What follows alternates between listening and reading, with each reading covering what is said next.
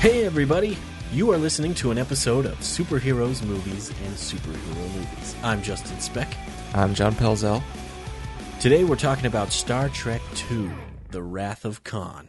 Released in 1982, directed by Nicholas Meyer, written by Jack B. Sowards.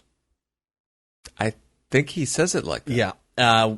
With a story by Harv Bennett and Jack B. Sowards.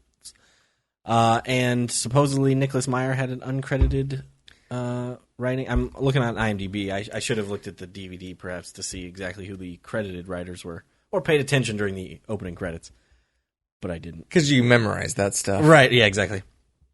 So yeah. And I should say who this film is starring in case you don't know. It is starring William Shatner, Leonard Nimoy, DeForest Kelley, James Doohan, Walter Koenig, George Takei, Nichelle Nichols, Kirstie Alley, and none other than Ricardo Montalban as Khan. Now, before we jump into it, a couple of things. Number one, we're going to be talking about the whole film, so if you haven't seen Star Trek II, The Wrath of Khan, it's been out for 35 years. You should probably see it by now. No judging, though. If you haven't seen it, it's a great movie. You should check it out. But we will be talking about the whole thing. So if you haven't seen it, you should, because we'll spoil things for you. And secondly, if you'd like to get in touch with us, you can via our website, www.cinemaheroes.com. You can comment on any of our posts or just write on our wall, I guess you'd call it, on Facebook, facebook.com/SM and SM podcast, or you can tweet at us. At Cinema Heroes is our Twitter handle, although we don't tweet as much as we should. But I still see the you still get the notifications. Tweets. Yeah, exactly. So if you tweet at us, I will see it. So yeah. We spoke briefly earlier before we started recording, John, about watching this film. You said you'd only seen it one time before tonight. Is that right? Yeah, and I think the first time I watched it was probably a couple years ago. It was after I finished the original series. Right. And I didn't start watching that until the year that Into Darkness was coming out. Oh, wow. And I don't remember how long it took me to finish, but I know I didn't start the motion picture or any of the other movies until I finished the whole series. Right. So after that, which I was a big fan of the series, and I immediately went on to the movies and watched the motion picture, watched Wrath of Khan after that. Nice. And you did that on purpose, right? You wanted to watch the whole series first before going into the films? Yeah, exactly. And you haven't watched any of the Next Generation films, right? Is that right? I've seen Generations. Okay. Because that was kind of the film they handed it over to the... Right. I technically, the only reason I watched it was because I had started The Next Generation, and because it was, from what I was thinking, more of a original series movie. Right. But I don't think that's the case. No, it's really more of a Next Generation film, yeah, but with Kirk in it, really. It's really just Kirk. I mean, Scotty is and Chekhov are in it at the beginning, but... So while I was watching that movie and kind of noticing that it was focusing heavily on the Next Generation, I was like, please don't spoil anything for me by like saying someone died or whatever. And at the same time, it kind of did spoil stuff for me because, I'm seeing characters that I know survived throughout the series. Yeah, that's true. I mean, in a way, yeah. That's true. Well, back to this film.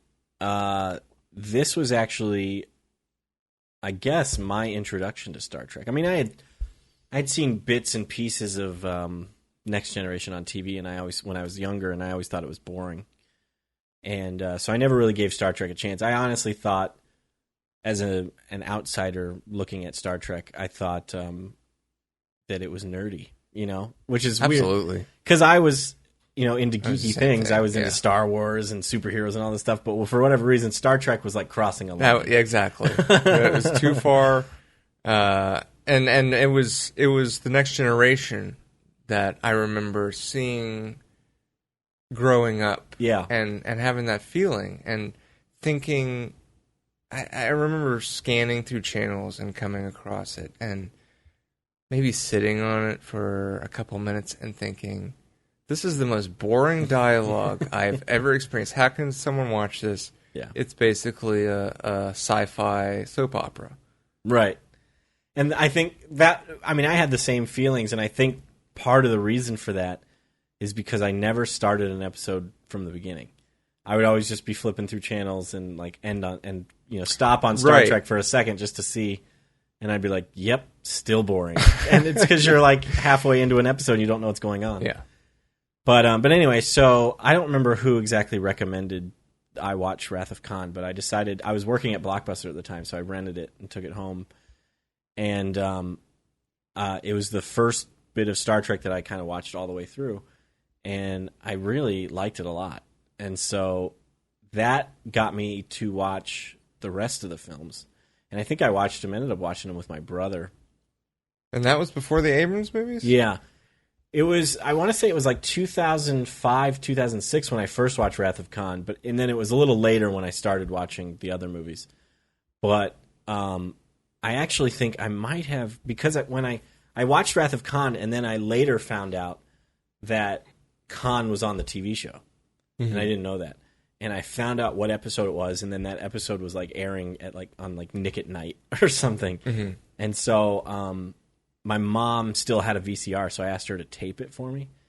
And so that was actually the first episode of Star Trek I ever watched too, was Space Seed. That's crazy. Yeah.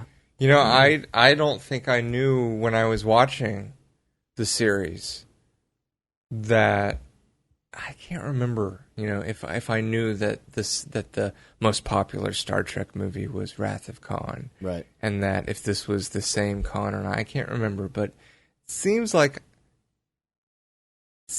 I did not know that. Mm-hmm. But when I found out, if I'm correct on this, that the villain in the second movie was Khan, I knew who Khan was at that point. Oh, that's cool. I'm pretty sure that's how it went down. Yeah. Because I didn't know the titles of any of the Star Trek movies or, right. before I started watching them. Right. But at the same time, I do remember, it seems like I remember you telling me about Wrath of Khan too, so I don't know. Yeah, I don't know either. Maybe I did. I don't really recall, but I do remember thinking that it was really cool that they built this movie around a villain from a specific episode on the TV show. It's essentially a sequel, not necessarily to the motion picture, but almost a sequel to that particular episode. Yeah, which I remember thinking was interesting, and as far as I know, hadn't been done for any TV show turned into a movie.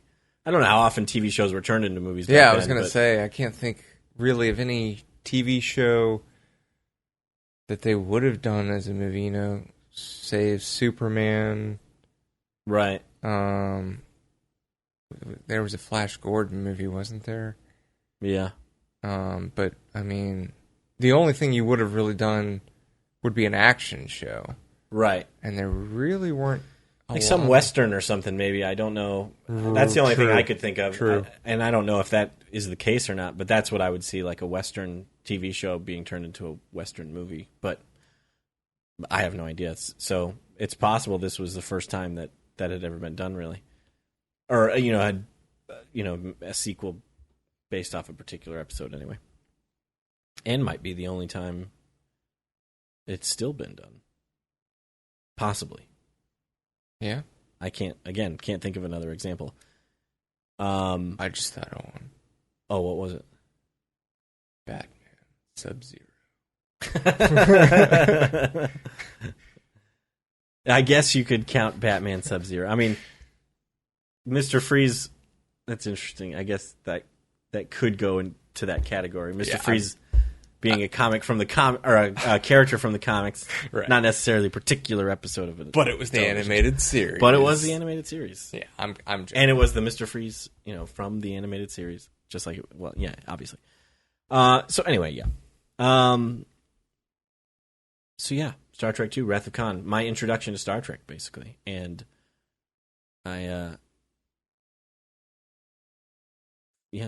He liked it. Yeah. Well, that's different than my experience. Yeah. I have only seen the first 2 Star Trek movies, original series, twice. And the other ones I've only seen once.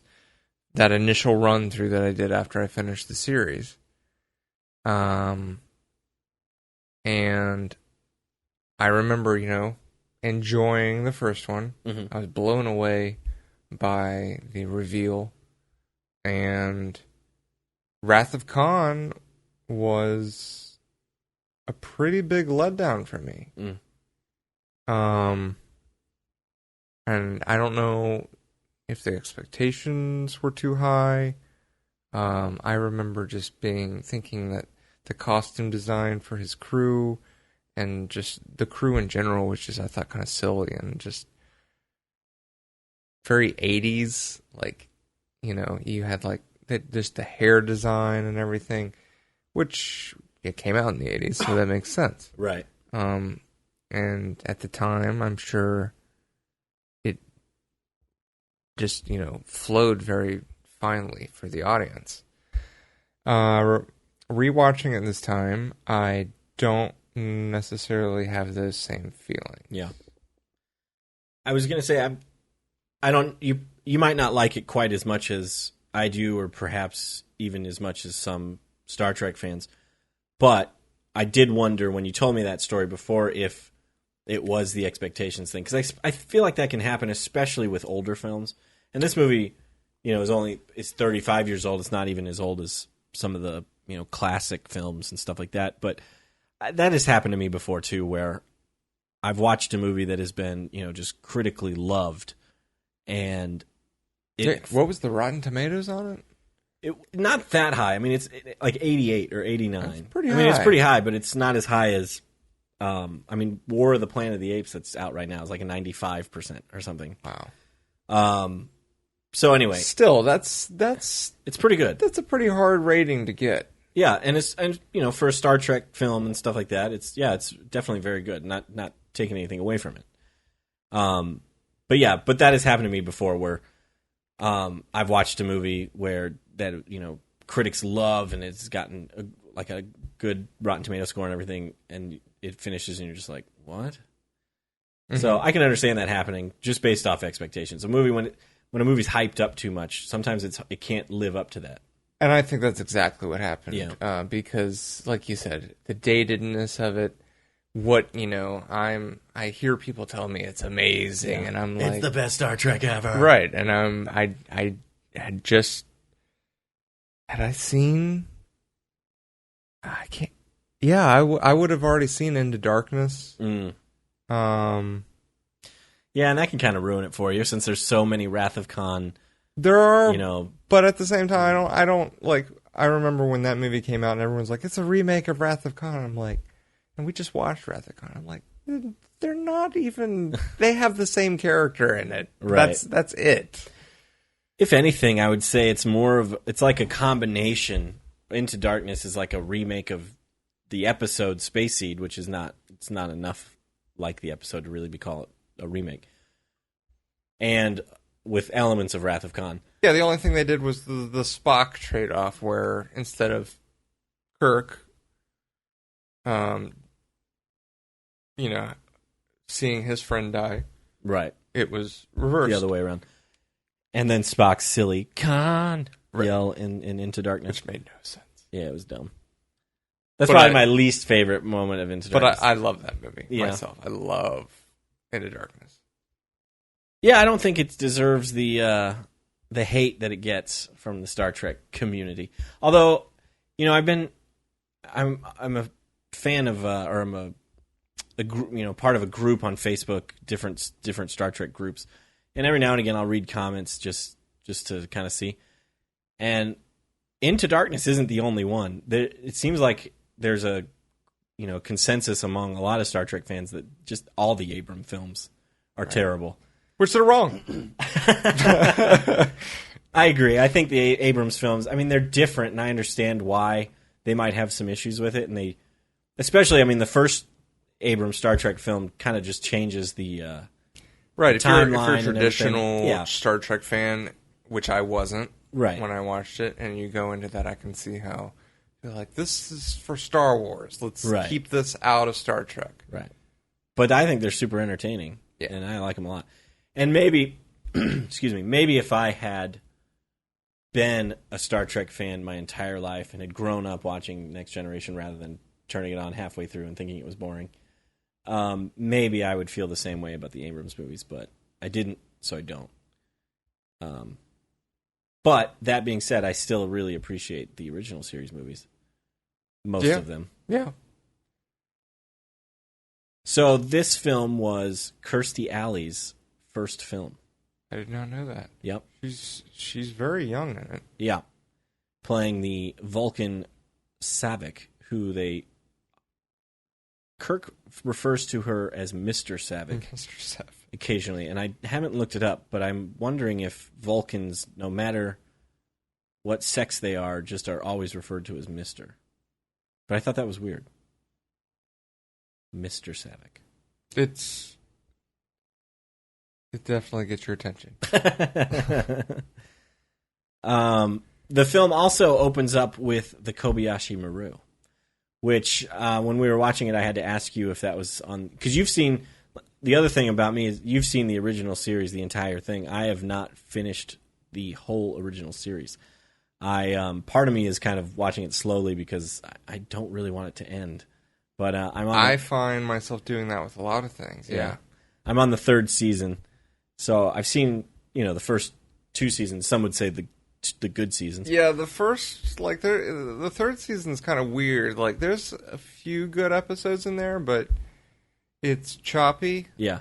Like, you'll hit a lot of ones where you're just like, they're kind of hard to get through. Right. I don't know if I've had any of those yet. I've had one or two of them already, and I'm only on like episode 5. It's very weird. Like, they're very different feeling. Yeah. Well, I think that's because Gene Roddenberry left the show. Right. And I think whoever came in to replace Gene Roddenberry just didn't have the same. Yeah, I remember Leonard Nimoy commenting that the new producers just did not have any concept of what Star Trek was supposed to be. And they just made up kind of crazy things to do and whatnot. And so, yeah, so that's unfortunate. But anyway, so when we started watching the movie, I asked you if Kobayashi Maru was mentioned at all on the show. And you didn't think so, but you couldn't remember exactly. And so I looked it up. And according to the internet and the very small bit of research that I did, so hopefully I'm right about this, Wrath of Khan was the first mention of Kobayashi Maru, which is also, I guess, the first mention of, which makes sense because they treat it like you don't know. In the opening scene, you don't know that it's a simulation. I even said something about it being a simulation, and you were like, I didn't realize it was a simulation. Yeah. Because it had been a while since you'd seen the movie, and I was like, oops, sorry. But I just assumed you knew the Kobayashi Maru name and knew that it was the simulation that Kirk cheated on.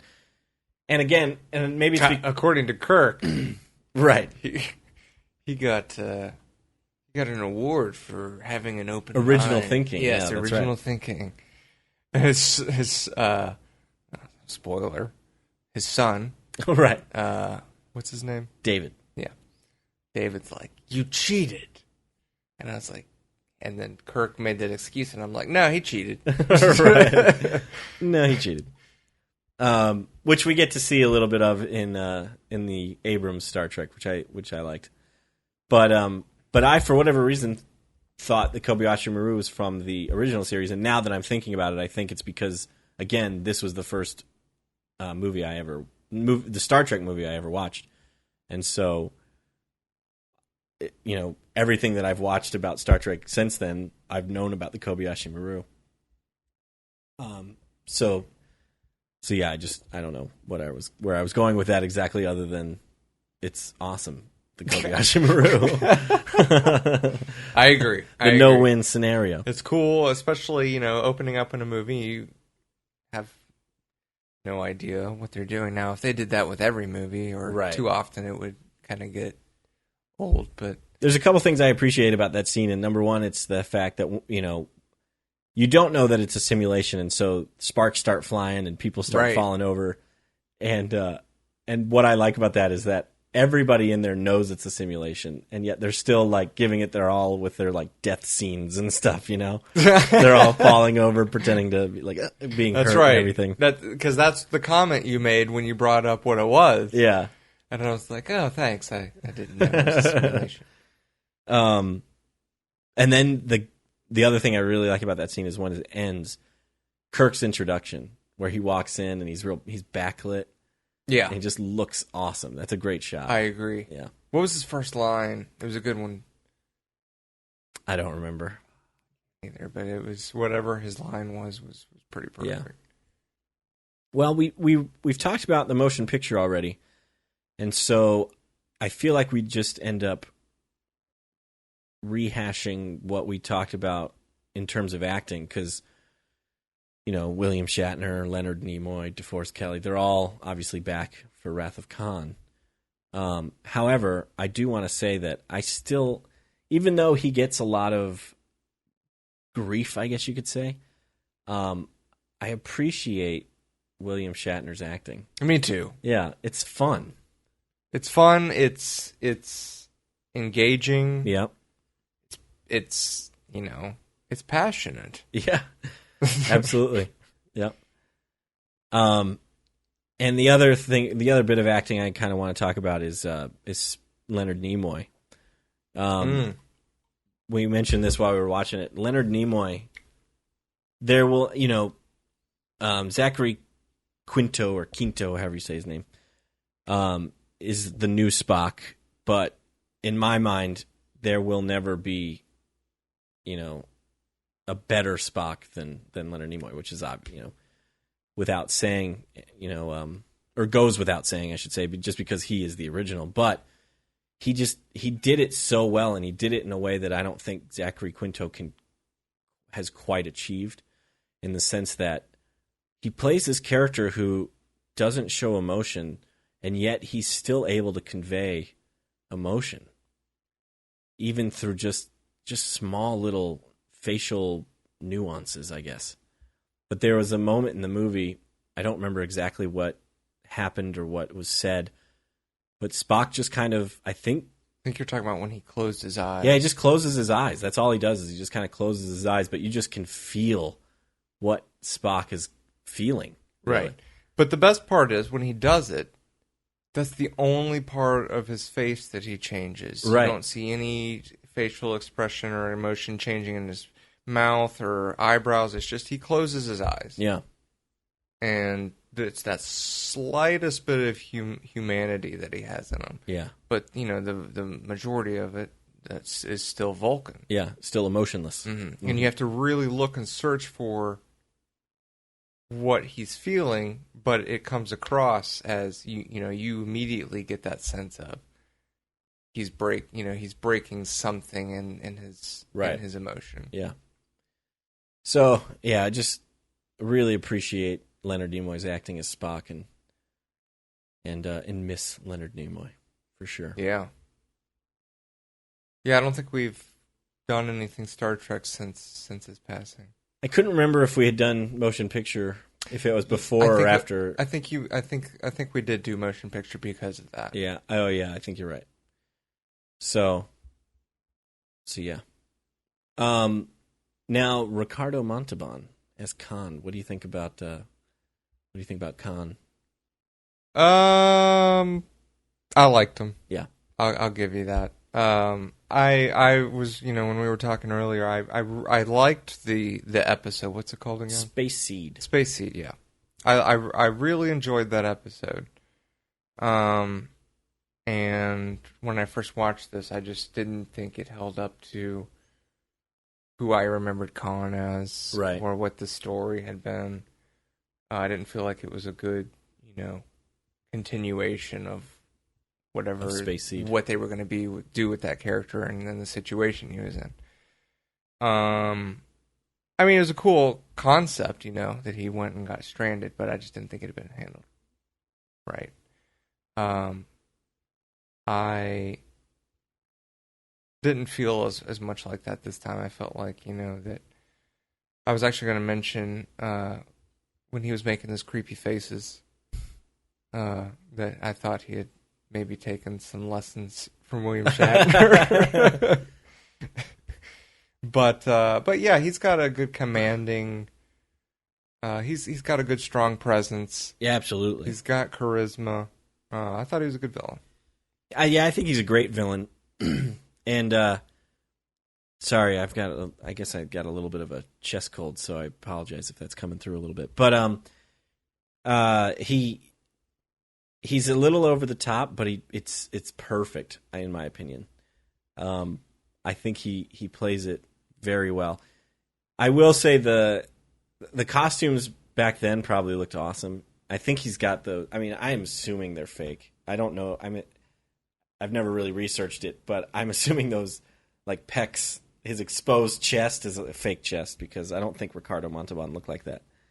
But those costumes are a little dated, and I wish they were a little different. But he commands his presence is like commanding. He steals every scene he's in basically. So yeah, you can't fault Ricardo Montalban. He's different than Benedict Cumberbatch. It's a different type of Khan, I would say. Yeah, absolutely. Very different. This one seems more evil. Yeah, I think. Yeah, just he wants to get back at Kirk, right? And you almost had more of a sympathy, I think, for Benedict Cumberbatch. Yeah, I would agree, and I think part of it is because Benedict Cumberbatch is also a very good actor, and that scene where he's talking about his people and everything, and he starts to cry. Yeah, that's he does a great job with that. Thinking about it, I almost wish that Into Darkness had been more of the Space Seed kind of remake, and the movie had ended with them stranding him on Ceti Alpha V or whatever. That would have been actually kind of cool. Even though then you would have just thought, okay, well, however many years, or maybe the next movie or whatever is just going to be a sequel. But then he could have screamed, Kirk! Right? Yeah, which would have been, I don't know. I just think that because since the Abrams movies take place. And I know it's a different timeline, but since they take place during the original series, essentially, right, it would have made more sense for them to just kind of do a movie version of Space Seed, which is kind of what they did, but without the whole Wrath of Khan stuff at the end with the warp core needing to be fixed and all that stuff. So, but anyway, enough about Into Darkness. One of the funny things, it's a bit of trivia that I think most Star Trek nerds know. I don't know if you know this. You might not remember. I probably don't. But so Chekhov and that other captain whose name I don't remember, they go down to Ceti Alpha V, thinking it's Ceti Alpha 6, Ceti Alpha 6. Right. And Chekhov realizes that he sees SS Botany Bay and realizes that Khan's there, and he's like, we got to get out of here. And then Khan captures them. Khan tells Chekhov, or he tells the other captain, he says, I don't know you. And then he looks at Chekhov and he goes, you, I never forget to face. Walter Koenig, or Koenig, or however you say his name, who plays Chekhov, was not on Star Trek yet when the Khan episode aired on TV. That is hilarious. Yeah, he didn't join till season 2, and Space Seed is from season 1. I did not know that. Yeah. And that's awesome. Yeah.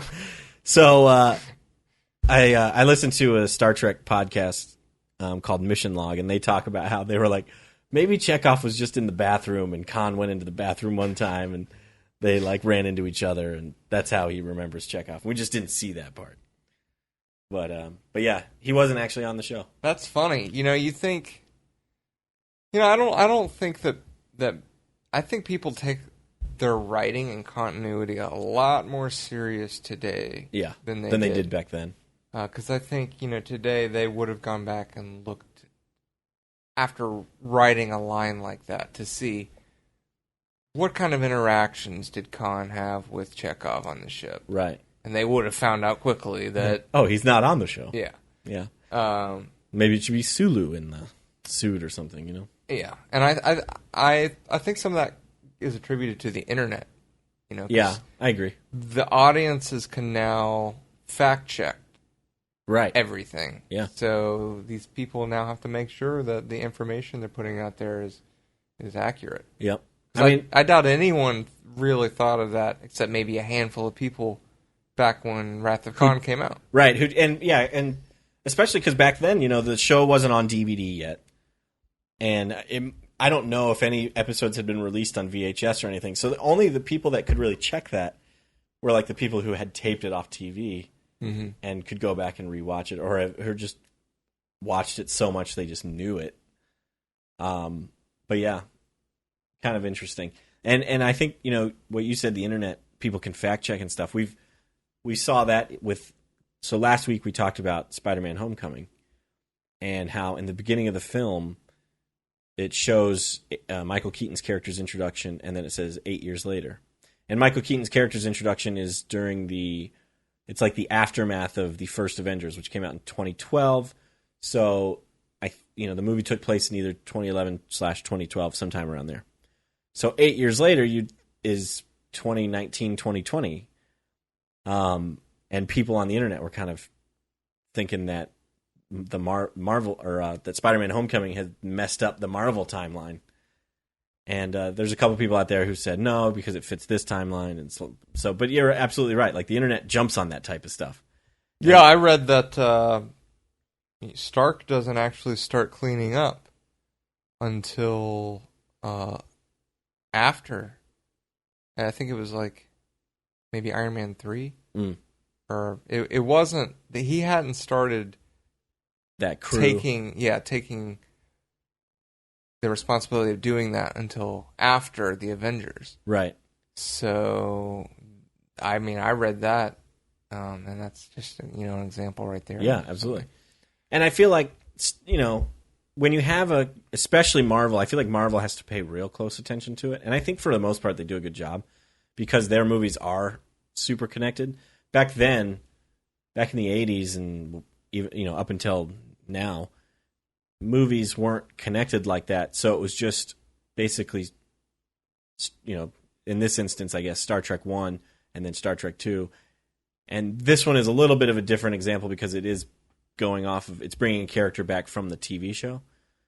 But I guess with most movies, you just have to remember what you did in the previous film. And a lot of times, I don't think they even cared. They just kind of go into whatever the sequel was, and it didn't matter. Continuity wise, but you're absolutely right. I think nowadays with the internet and everything, people can really pounce on it, and so they filmmakers, I think, have to be a little more careful about definitely what they're doing or their continuity. So in the film, one of the big plot points of the film is the Genesis Project. Carol Marcus is introduced in this film. Carol Marcus, again, I thought she was on. Her name sounded so familiar that I thought she was on the original series. Looked it up. Nope, she was just in this film and in Into Darkness, played by Alice Eve in Into Darkness. But anyway, her and her son David are on a planet whose name I forget. It's like starts with an R. But anyway, and they are working on a project called the Genesis Project, which you later find out is the ability to create life out of nothing, essentially. It takes, I think what it said was it took matter and replaced it with matter of equal size or something like that. Yeah, I think it's kind of what it was explaining itself to be. So the idea is eventually that they could kind of shoot this rocket type thing into a dead planet or moon and create a livable planet out of nothing. And Bones is the first one to kind of point out that if you were to shoot this on a livable planet, what would happen? And Spock says, well, it would just replace all the living material with new living material. So it would essentially kill everyone. And of course, Bones is horrified by the idea. Yeah. And I like the little exchange, Spock, of course, is like, I'm not thinking about it from an emotional standpoint. Right. Just facts. Just the facts. Right. Yeah, it's an interesting idea. What do you think? Did they really go into the? I mean, obviously, Khan wants this thing. Yeah, and I think Khan. That was something else I was going to say about Khan actually. Before we go too far, in Into Darkness, we saw. I mean, Khan is supposed to be a superhuman. Mm-hmm. So he's got super strength, super intellect, all that stuff. But the only type of super strength we see from Khan in Wrath of Khan is the fact that he lifted Chekhov in his spacesuit. Other than that, they focus real heavily on his superior intellect and how he's which he only thinks in 2D. right. But in Into Darkness, we saw a bit more of his superior strength. Yes, because he's getting punched by Kirk and it's not hurting him and all that. And type that's of stuff. I don't remember how much they really went into that with the episode. Yeah, I don't either. But they definitely addressed that more, I think. Right. Kind of. I think so. Yeah, that he was a superior being by, just genetically. He was physically built better, had superhuman strength and stuff like that. Also, if I'm remembering correctly, Khan was a genetically modified human for the eugenics wars, which were in the 1990s, according to the TV show. So it was. I think you're right. I thought that was kind of funny. The 1990s. Anyway, but yeah, they were soldiers. Yeah, yeah, absolutely. I think they were created to fight this war, and then I don't remember why they were put into cryo sleep or whatever, but they were, and then they slept too long and were awakened by Kirk and his crew. Yeah, I mentioned tonight, it's been a while since I've seen the episode, and I almost wish we could have watched. I wish we had time to watch the episode first and then the movie. That would have been fun, but unfortunately we couldn't do that. So I don't remember exactly all that happens, but maybe I'll watch it this week or something. So anyway, yeah. So Khan, I'm assuming, just knows it from his superior intellect. Although now that I say that, I think it's possible that he got some information out of Chekhov. Because weren't Chekhov about the Genesis Project? I actually can't remember. Don't know. Yeah, I can't remember. I promise we actually watch these films. But I will admit that now that John and I are able to watch these films together, we talked a little bit during the film. We did, but it was primarily about the movie. Well, about the movie, yes, but occasionally we did speak and maybe miss something. There might be a couple jokes about the movie here and there that might have thrown us off. Right. But anyway, so Khan knows about the Genesis Project, and he knows that. I'm assuming he's put it together just the same way Bones did, that he could use this to replace life with new life. I mean, he doesn't care necessarily about creating new life. He just cares about eradicating the old life. And why is that? Well, because he's Khan. But he's just mad at Kirk, right? Yes, but I also think if he did want to dominate. He talked about how he was a prince, right, when he was, originally alive and had he ruled over millions. It's kind of like Lex Luthor's plan in Superman the movie about how destroy, or maybe even Superman Returns, where destroy this huge part of the world, and then he would own that part of the world and be ruler of it, essentially. So I feel like that's probably Khan's plan, maybe to eradicate life on, I don't know, Earth, and then be the ruler of Earth. So what is he going to be, the ruler of microorganisms and his crew? So it's like, what's the difference between Earth and Ceti Alpha V or whatever? Yeah, I don't know. There was a couple of things that you pointed out while watching this film that I had never really thought about, and it made me question the greatness of this film. One of the things is, so when Kirk and Bones are on planet Regala or whatever it's called, and they're looking at the Genesis Project, they get a message from Spock saying that, Spock says, you later find out that it's code, but Spock says that the ship's going to take 6 days to be repaired. It'll take 2 days before they can even beam them up and other stuff. And you later find out that it was code and it just meant a couple hours and things like that. But before you find out it's a code, It was very obscure. It was days might seem like hours. right. Wink, wink, Captain Kirk.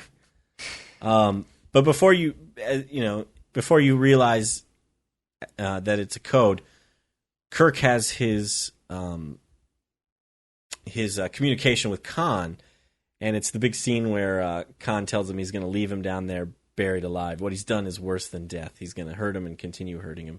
He's going to leave him down there to be buried alive. He also doesn't realize, Khan, I guess, didn't get this bit of information, that Phase 2 of Genesis was to attempt some underground Genesis project dealings, or I don't know how you would say it. But basically, he doesn't know that there's life under this planet where they've been working.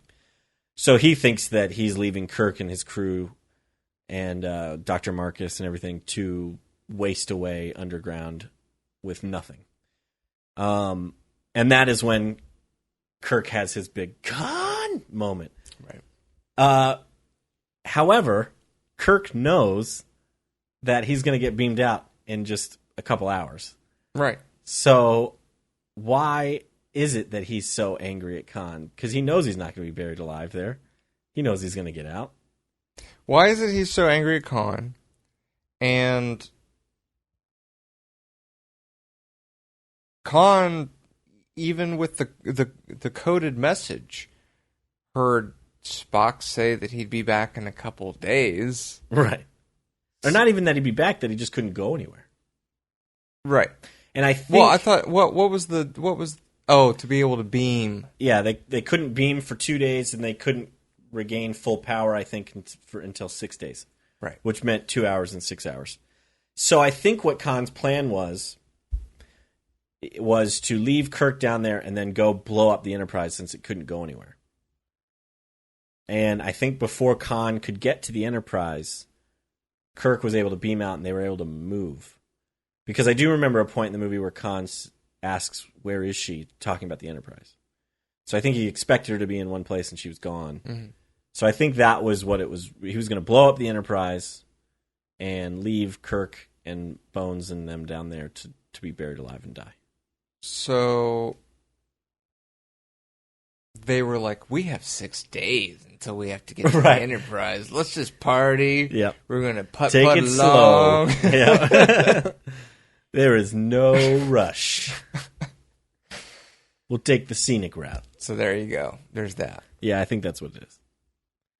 All right. Here's the biggest question I have about Star Trek II: The Wrath of Khan. Biggest in my mind, anyway.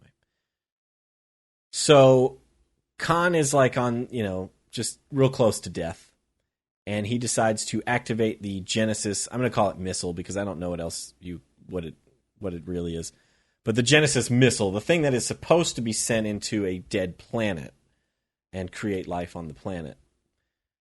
But he activates it on the ship, which was the USS Reliant. And it blows up, and it's a huge explosion. The Enterprise, of course, just gets warped just in time to warp out. But it's a ship. It's not a planet. And it makes the ship explode, which in the simulation that we see from Dr. Marcus, they shoot the missile into the planet, and there is a big explosion, but then it covers the planet in life. But there's no, like I said, there's no planet. It's just a ship. It completely blows up. And then we see a sphere in space, and that is starting to have life on it. So I don't know if the Genesis takes matter and replaces that matter with new matter. What matter is there other than what was on the ship? In space. Oh, I gotcha. To create this new planet. Or was he near a planet? Was he close enough to a planet and I just didn't realize it? Well, weren't they orbiting around a planet?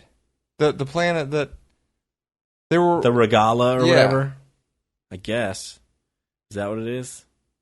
So they killed phase 1 and just started back just went right to phase 2. Yeah. I mean maybe that is what it is. I just assumed that it was. I thought, to me, it looked like the spaceship blew up, and then all of a sudden there was like a new planet there, and I was like, well, how did that get there if there's no? But maybe it was close enough to that planet they were orbiting that is what the new, where Genesis, I guess, ended up or something. Still kind of weird to me. Yeah. Yeah, I don't think... I can't really envision the scene you're talking about. Yeah. Well, I'll show you after we're done recording. Okay. So you can see it. But yeah, so anyway, that was my big question. I guess... It would have been really cool if they had, in future movies, done something with the that life planet that they created from that explosion. I agree.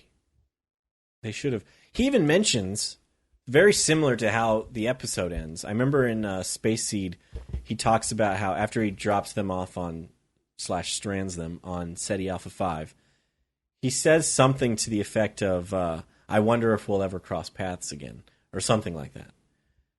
They obviously didn't know that there was going to be a movie later. It was just kind of the way they were ending the episode. But I really liked the way that they ended that episode, especially now that they have a movie to follow it up with. Because watching it now, you're like, you do cross paths again, Kirk. You do. So yeah, the way this movie ends, he even says something about revisiting that planet. And so it makes me wonder if they were going to include that planet in a future sequel. Maybe even in their original concept of Part 3. That's kind of a good segue. I wanted to talk about the ending of the film with Spock's death. Mm-hmm. So, from what I understand, Leonard Nimoy really wasn't interested in coming back to play Spock. And he agreed to do it if they killed off Spock. That's crazy. Yeah. It is crazy to think about because he went on to play Spock so many more times. But at this point in his life, I guess, he just was not interested. Not to mention, he wrote 4, didn't he? Did he write? He might have had a hand in writing 3, but he directed Part 3 and Part 4. Okay. Maybe I was thinking that he didn't. I was thinking that he had been involved with 3, but I was thinking because most people don't like it that maybe he hadn't been. But I'd have to look. In terms of writing, I'm not sure. I'd have to look it up. He might have had a hand in writing 4, and I just don't remember it. I think it's the directing I'm thinking of. But he did direct Part 3 and Part 4. And that was also, I think even then he wasn't even interested in coming back as Spock, and he agreed to do it if they let him direct the film type of thing. Mm-hmm. I think that's how it goes for Part 3. I gotcha. So he was wanting to transition from being an actor to directing. Right.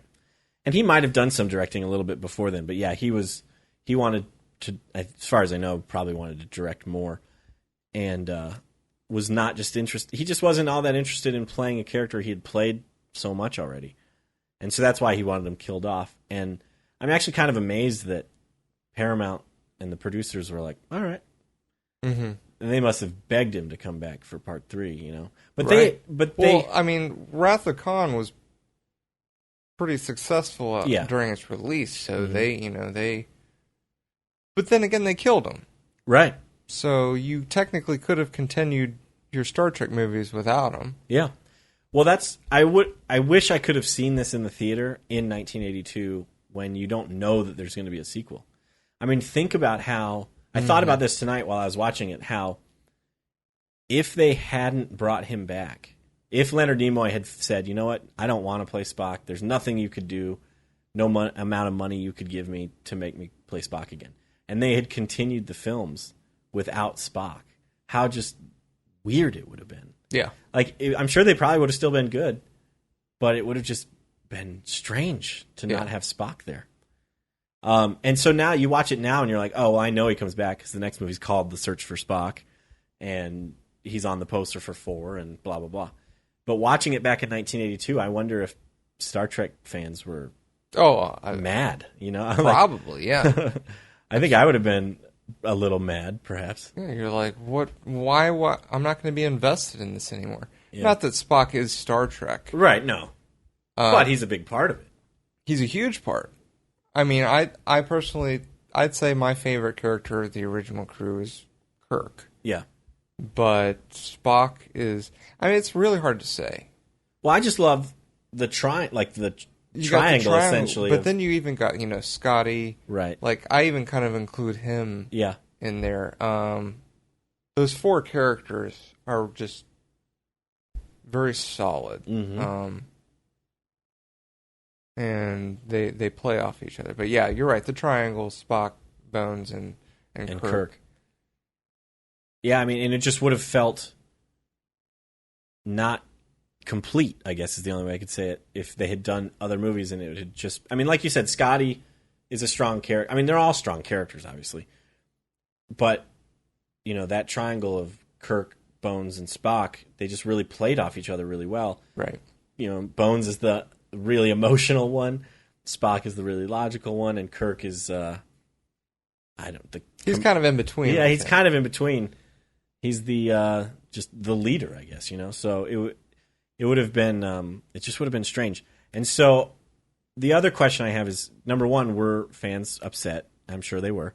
But number two, the movie does kind of hint that he's going to come back, because you see his coffin on this new Genesis planet. Right.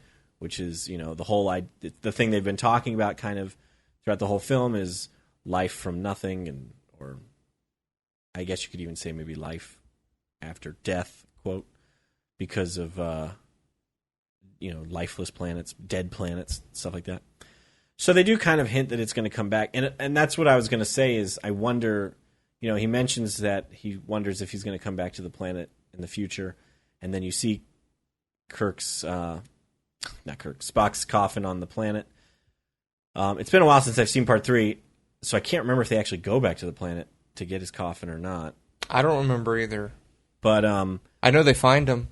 I do know they find him. Spoiler alert. Right. Right. Well, again, I don't know how much of a spoiler that is. But so I wonder if fans really thought he was dead, or if they kind of got the hint that he was going to come back and were like, yeah, he'll be back in the sequel. Right. But what if the movie hadn't done well and there was no sequel? Spock would have remained dead. Spock would have been dead. They never did any more shows. Oh man, that would have been weird. Yeah. That'd be terrible. We'd be, I mean, that would have been the concluded... That would have been the end of Star Trek. Yeah. Was that Spock dies at the end end of Star Trek. Probably wouldn't have been any Abrams movies. Maybe there would have been, I don't know, but I doubt it. Who knows? They definitely wouldn't have been, probably, they'd probably be different, because I think Star Trek as a whole would have a different feel. Because of, all those movies that went on. Right. And continued to define what Star Trek is. Yeah. Well, John, I think it's about that time we give this film a rating. I think I usually ask you to go first, so I'll go first this time. Like I said, this is I'm fairly new into my Star Trek fandom, and as much as I love it, there's still a lot to learn. There's, earlier I talked about being part of some Star Trek groups on Facebook. Every now and again, somebody will post something, and I'll just be like, I don't get it. Because it's from an episode I haven't seen, or it's, whatever. I don't know. I thought you were going to tell me you started the group. No. Haven't started any groups, just joined a couple. So anyway, yeah, so I feel, I'm a bit of a newbie when it comes to Star Trek, and I'm sure there's some stuff we've said during the podcast, not understanding things, not remembering things that Star Trek fans out there will just be upset with us over. But if we have any Star Trek fans who listen, but yeah, don't discourage new fans from becoming fans. Encourage. Yeah, exactly. Encourage. But anyway, so this was my introduction to Star Trek, and I love it for that. So, and I just think it's a good movie. So I actually will give this film, I want to say an A, but I think I'm going to give it an A-. Same as Spider-Man: Homecoming last week. Okay. I liked Spider-Man: Homecoming better than Wrath of Khan. Okay. But I do like Wrath of Khan better than I liked Wrath of Khan the first time I saw it. Well, that's good. Yeah. So I'd say my grade probably went up and I'm going to give it 3 out of 5 stars. All right. That sounds pretty good. That means I liked it. Right. Didn't love it. I did not love it. I did not really like it. But you liked it. But I liked it. Well, it's better than not liking it. So right, I'll take it. Which is kind of the Where direction I think I was leaning originally. Right. John has this crazy idea that the odd number Star Trek films are better than the even number, which is not the consensus. I like the odd number films from what I remember. And, I mean, Wrath of Khan, like I said this time, went up a little bit. So, I think I probably liked Wrath of Khan better than some of the even number or the odd number movies that I was originally liking better than the even ones. Yeah. But yeah, I'm definitely an odd number Star Trek fan instead of the even ones. I will say that I think not all of the odd number films are terrible. And I think there's a lot of Star Trek movies that get a lot of hate that don't necessarily deserve it. And yet there are some odd number films that are really bad. And I'm sure we'll get to them eventually on the podcast. But anyway, we would like to know what you think about Wrath of Khan.